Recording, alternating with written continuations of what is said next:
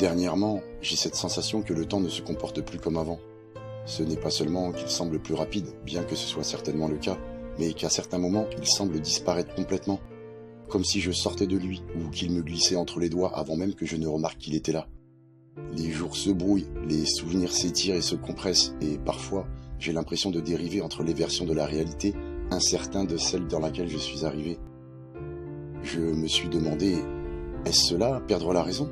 Ou est-ce, en fait, l'esprit qui relâche enfin son emprise sur un cadre faux auquel il n'était jamais censé s'accrocher?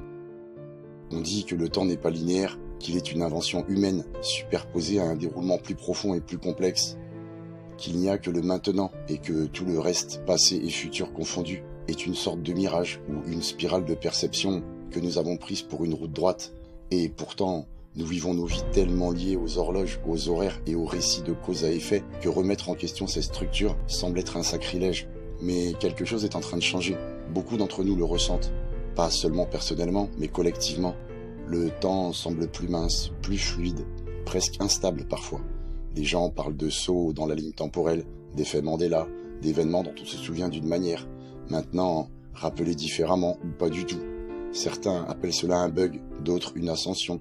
Certains croient que nous traversons des réalités convergentes, comme des stations sur un cadran, et que notre fréquence détermine la chaîne sur laquelle nous atterrissons. Et si le temps tel que l'on nous a appris à le comprendre faisait partie de la même matrice artificielle qui a enchaîné nos esprits dans des mensonges pendant des générations? Et s'il n'a jamais été réel de la manière dont nous le pensions? Et si notre réveil n'était pas seulement politique ou spirituel, mais temporel? Une rupture du temps lui-même comme moyen de contrôle? Peut-être commençons-nous à percevoir le temps tel qu'il est vraiment, non linéaire, sacré, réactif. Peut-être que cette désorientation n'est pas un dysfonctionnement, mais une recalibration. Peut-être que nous ne sommes pas perdus, mais en train de nous détacher du mensonge.